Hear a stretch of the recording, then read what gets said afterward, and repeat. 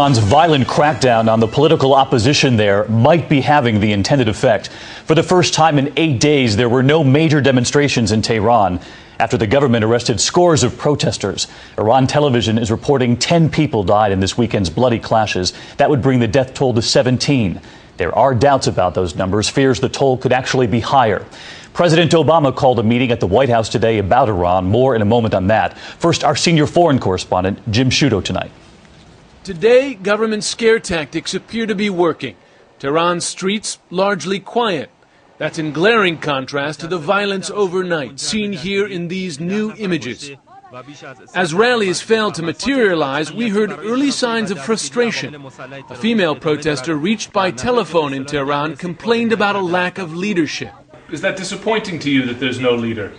Of course it is. I mean, it's really sad. People getting killed and people doing everything in their power to go against the regime after 30 years, and we don't have the support here. We don't have a proper leadership. Speaking today, President Mahmoud Ahmadinejad demanded the U.S. and Britain stop interfering in Iran, adding the election proved most Iranians love the regime. That claim is proving more and more far-fetched on the ground. Today, the government continued mass arrests, including journalists, and expelled BBC correspondent John Lyne from the country. American Michelle May, who was in Iran on vacation, was unwittingly caught up in the violence. She was abducted by paramilitary Basij fighters, the most aggressive in battling the protesters, accused of being a spy. I thought, oh, I'll make a scene and maybe they'll go away, but they didn't, and they put me into their car. And then another Basij guy got in. Terrifying. Yeah, very. I thought, this is it. I couldn't believe it was happening to me.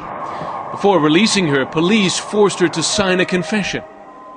Even though the streets are quiet, the political battle persists at the highest levels of the Iranian government.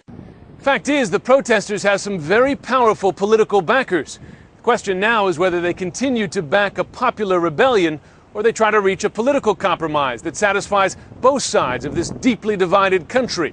A deal that accomplishes that, David, is difficult to imagine.